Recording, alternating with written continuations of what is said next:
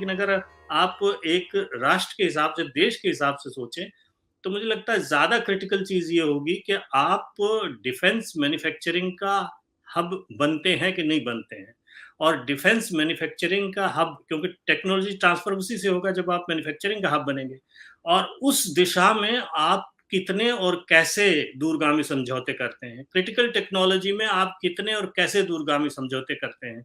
ये जो ड्रोन की डील की बात हो रही थी, ठीक है, ड्रोन की हमें ज़रूरत है, मारक ड्रोन की, और वो मतलब चीन को नज़र में रखते हुए। लेकिन ड्रोन बनाने की जो टेक्नोलॉजी है, ड्रोन भारत में उसका एक हिस्सा भी अगर बनना शुरू होता है, तो वो एक बहुत बड़ी बात होगी। और सबसे क्रिटिकल बात भारत के लिए ये है कि क्या जैसे चीन में जाकर के अमेरिकी कंपनियों ने अपना कारोबार, अपना निर्माण शुरू किया था, क्या कुछ 10, 15, 20 कंपनियां, ठीक है, वो इमीडिएटली नहीं होगा, क्या वो आकर के खोलने के लिए कम से कम उसके उसके लिए वो मतलब जांच पड़ताल करना शुरू करेंगी, उसके लिए तैयारी दिखाएंगी, इससे मामला आगे बढ़ेगा। और इसके लिए मुझे लगता है उससे ज्यादा मोदी जी को अपने घर पे ध्यान देना पड़ेगा कि यहाँ जो राज्य सरकारें हैं, यहाँ जो जिस तरह के कंट्रोल हैं, यहाँ जिस तरह की यूनियन बाजी है, उसको देखते हुए क्या वो इन कंपनियों को वो सुविधाएं दे पाएंगे जिनकी एक कारोबार को जरूरत होती है। कारोबार को इससे कोई मतलब नहीं होता कि मतलब आपके अंतर अंदर की राजनीति क्या चल रही है, आपको रिजर्वेशन चाहिए नहीं चाहिए, आपको यहाँ बनाना है या वहाँ बनाना है। उनको आप इंफ्रास्ट्रक्चर, सारी सुविधाएं दें। उनको मतलब ये है कि आप काम करने के लिए प्रशिक्षित जो है वो मजदूर दें, तो वो अपना काम करेंगे। उनको उस हिसाब से बनाना है मुनाफा का। अब एक एक बहुत बड़ा मतलब उदाहरण देखें, जापान महाशक्ति होता था मोटर निर्माण के मामले में, जर्मनी होता था। आज कौन है? नंबर वन दुनिया का मोटर एक्सपोर्टर चीन हो गया है। जर्मनी से आगे, जापान से आगे। और जहां तक जो नई टेक्नोलॉजी है, जो मतलब इलेक्ट्रिक कारें हैं, इलेक्ट्रिक कारों में तो वो इनसे मीलों आगे है, पूरी दुनिया से मीलों आगे।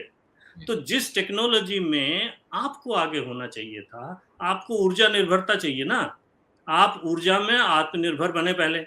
ऊर्जा में कैसे आत्मनिर्भर बनेंगे? आप स्वच्छ ऊर्जा की तरफ जाएंगे तो आत्मनिर्भर बनेंगे। आप पेट्रोल नहीं है तो कहां से निकाल लेंगे आप पेट्रोल? आपको ये चाहिए था कि आप हर घर पे सोलर पैनल लगाते। आप मुफ्त की बिजली लोगों में बाँट रहे हैं। आप सोलर पैनल क्यों नहीं बाँट रहे? और उनको बिजली पैदा करने दीजिए, उनके घरों में बिजली पैदा होगी, आप वो उस बिजली को जो है वो महँगे दाम पे खरीदिए। इस तरह से भी तो मदद कर सकते हैं। आप 200 यूनिट फ्री बिजली दे दें, या आप मतलब महँगी बिजली खरीद लें उनसे, सोलर पैनल लगा कर के 1 पंथ 2 काज। लेकिन बुद्धि हमारे यहाँ किसी में नहीं है। ये सब कोई करेगा नहीं। तो इस तरह की चीज़ें जब तक नहीं होंगी, जब तक आप स्वच्छ टेक्नोलॉजी में, इलेक्ट्रिक कार में और बाकी चीज़ों में आगे नहीं बढ़ेंगे, तब तक आपके यहाँ ना रोज़गार हो सकता है, ना आप जो है वे वे एक कंपल्सिव वैकल्पिक सप्लाई चेन कैसे बनेंगे? जब आप बेहतर साफ टेक्नोलॉजी देंगे, साफ टेक्नोलॉजी का हब बनेंगे, तभी तो बनेंगे। चीन छोड़ के क्यों आएगा कोई भारत अदरवाइज़? तो ये सारी चीज़ें हैं, इस पे मुझे लगता है ज़्यादा हमें नज़र रखने की ज़रूरत है। जी। मयंक जी, एक एक बात अभी शिवकांत जी ने कही, आपने भी कही। आपने कहा अमेरिका की सरकार का ये है कि जब उसे अपना फ़ायदा होता दिखता है, तो वो आँख बंद कर लेती है कि वहाँ क्या गड़बड़ी है। और ये मैन्युफैक्चरिंग के मामले में बड़े पैमाने पर है कि चीन में किस तरह के लेबर लॉज़ थे, किस तरह के वेजेस दिए जा रहे थे, इस सब पे कोई बहुत ध्यान नहीं दिया गया। और भारत और चीन के बीच में जब कंपैरिजन करते हैं, ख़ास तौर पे प्राइवेट सेक्टर के विशेषज्ञ, तो वो यही कहते हैं। और उन्हीं के बीच में भारत के एक बड़े नीति नियंता अधिकारी ने, पूर्व आईएएस और अब नीति नियंता हैं, जिन्होंने कहा साहब यहाँ टू मच डेमोक्रेसी है। तो ये जो टू मच डेमोक्रेसी के बीच अगर यहाँ ये व्यवस्था हो भी जाती है, तमाम नीतियाँ, तमाम लेबर लॉज बदले गए हैं, इस पे आपको लगता है कि कुछ सवाल उठेंगे वहाँ, या अमेरिका पूरी तरह आंख बंद रखेगा, ठीक है आप क्या कर रहे हैं हमसे मतलब नहीं है, एज लॉन्ग एज आप हमारे लिए व्यवस्था करते हैं अच्छी अच्छी फैक्ट्रियां लगाने की। और वहाँ रोजगार का जो सवाल है, क्योंकि वहाँ थोड़ा सिविल सोसाइटी भी ये सवाल पूछने लगी है बाद में कि क्या जहाँ से आप हम जहाँ आउटसोर्स कर रहे हैं, जहाँ से चीज़ें बन के आ रही हैं, क्या वहाँ सब कुछ एथिकल हो रहा है, क्या वहाँ फेयर वेजेस का पेमेंट हो रहा है, इस तरह की बातें कितना असर डालती?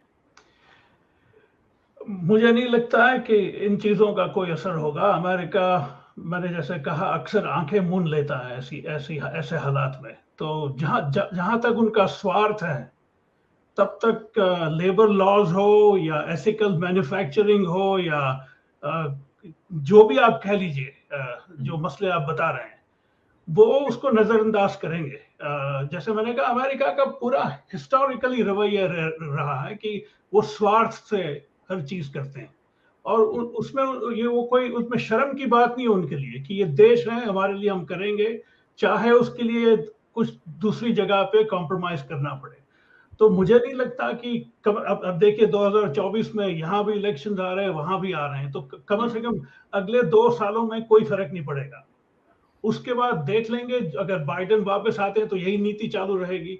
अगर कोई और आता है रिपब्लिकन पार्टी से, ट्रम्प शायद आते हैं कि नहीं आते वो पता नहीं, लेकिन ये नीति, कोई भी एडमिनिस्ट्रेशन हो ये वॉशिंगटन में, ये नीति चालू रहेगी। तो लेबर, मैं नहीं समझता कि एथिकल मैन्युफैक्चरिंग हो या लेबर लॉस की प्रॉब्लम्स हो, अमेरिका को उससे कोई फर्क पड़ता है और ना पड़ेगा।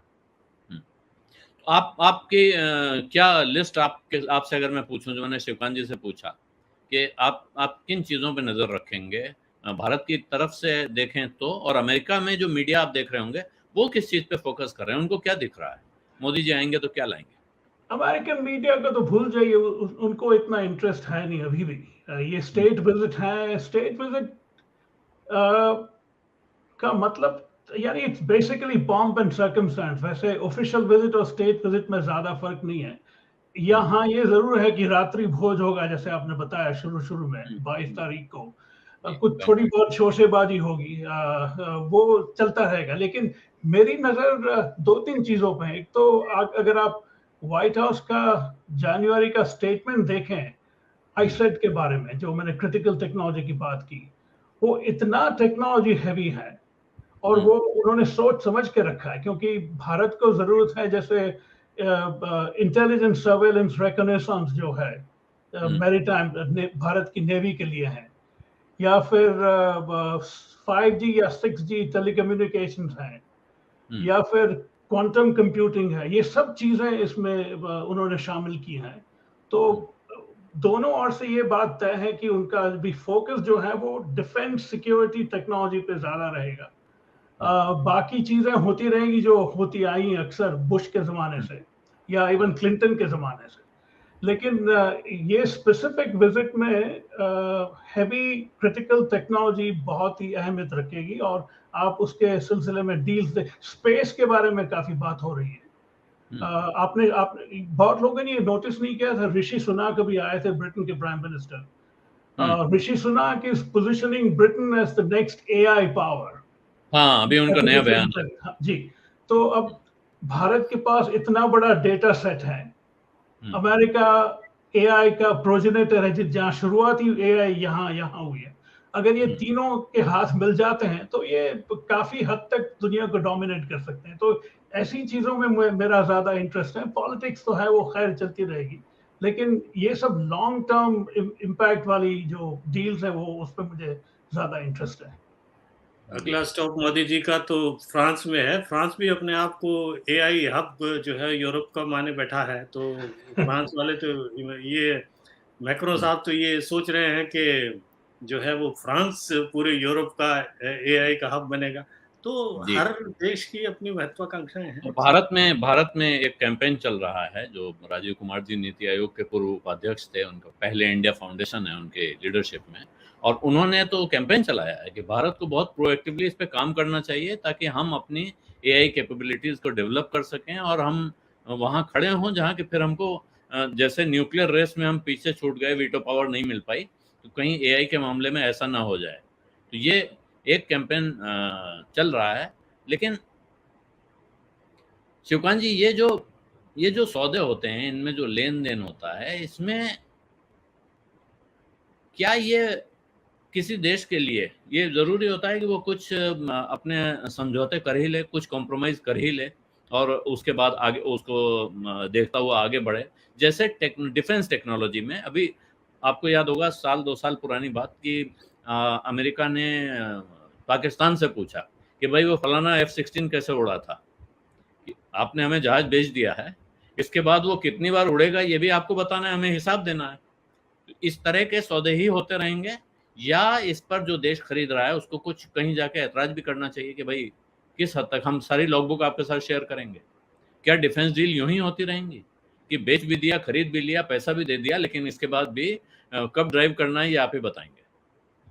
देखिए, इसीलिए तो रूस के साथ भारत की जो डिफेंस डील हैं वो ज़्यादा हुई हैं, क्योंकि रूस केवल डिफेंस का सामान ही नहीं देता है, बल्कि उसको बनाने, उसके नो हाउ, उसके रख-रखाव और उसकी मरम्मत का सारा ये तो एक डील होती है कि आपने इतने मतलब समाचार पत्रों में, खबरों में तो ये आता है कि साहब आपने इतने जहाज़ खरीद लिए।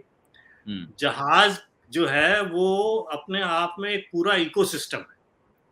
उसको आप खरीदेंगे तो फिर उसकी रख-रखाव, फिर उसकी मरम्मत, फिर उसके उड़ान, फिर उसके अंदर जो टेक्नोलॉजी है, वो सारी चीज़ें उससे जुड़ी होती हैं और एक पूरी इंडस्ट्री उसके पीछे होती है। तो सौदा ऐसा होना चाहिए। भारत अभी तक इसीलिए अमेरिका के साथ डिफेंस डील भारत की बहुत कम हुई है कि अमेरिका जो उसकी डिफेंस की या टेक्नोलॉजी की जो क्रिटिकल जो साइड है, उसको छिपा के रखता है, उसको बचा के रखता है, उसके लाइसेंसिंग की उसकी इजाज़त नहीं देता।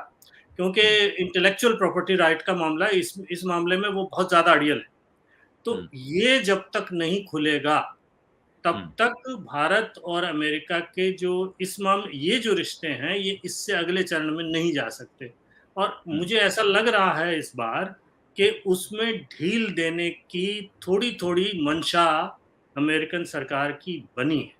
अब वो कितनी ढील देती है और कितना हम आगे जा सकते हैं, क्योंकि वैसे तो देखिए लोग कहते हैं कि साहब चीन जो है वो दुनिया की फैक्ट्री है। चीन दुनिया की फैक्ट्री होगा, लेकिन दुनिया की फैक्ट्रियों का डिज़ाइनर कौन है? ये सारी की सारी जो कंपनियां हैं, इनमें 70% भारतीय काम करते हैं और उनका सॉफ्टवेयर और उनका प्रोसेसिंग करने वाला कौन है? वो भारतीय हैं। तो ये मतलब भारत तो ऑलरेडी पूरी दुनिया की फैक्ट्री का डिज़ाइनर और प्रोसेसर है। केवल जो लाइसेंसिंग वाला जो मामला है वो अड़ता है। अगर उसको अमेरिका हटा देता है तो ये टेक्नोलॉजी अपने आप ट्रांसफ़र हो जाएगी। वही लोग भारत में आके काम करना शुरू करेंगे और भारत में आके काम करना। सबसे बड़ी चिंता इनकी ये होती है भारत में कि साहब भारत में एक तो ये है कि प्रोलिफरेशन हो जाएगा, फिर मतलब दूसरी जगह से बेच देंगे, इनकी नकल बनने लगेंगी, तो वो तो जब चीन में नहीं बनी तो भारत चीन से तो बेहतर ही है उस मामले में। चीन तो सबसे बड़ा नकलची है। और दूसरी जो समस्या ये होती है कि क्या उसके लायक हमारे पास क्रिटिकल इंफ्रास्ट्रक्चर है? कुछ चीज़ें जो हैं उनको बनाने के लिए बहुत ज़्यादा सफाई चाहिए, बहुत ज़्यादा प्रिसिशन चाहिए, क्या उसके लिए भारत इक्विप्ड है? तो इसके लिए भारत को अपने उस पे तैयारी करनी पड़ेगी। लेकिन ये है कि जब तक ये नहीं होता दोनों देशों के बीच, तब तक रिश्ते अब इससे अगली स्टेज पे नहीं जाएँगे और इससे अगली स्टेज पे जाने के लिए भारत को भी तैयारी करनी पड़ेगी और अमेरिका को भी थोड़ी-सी अपनी उसमें ढील देनी पड़ेगी। सत्य हिंदी का ऐप डाउनलोड करें गूगल प्ले स्टोर पर।